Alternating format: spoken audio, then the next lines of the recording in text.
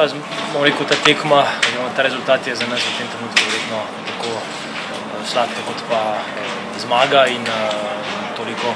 dobre organizacije, požrtvovalnosti, srca so ga imeli danes igralci v zelo težkih pogojih, tudi z dvemi igralci manj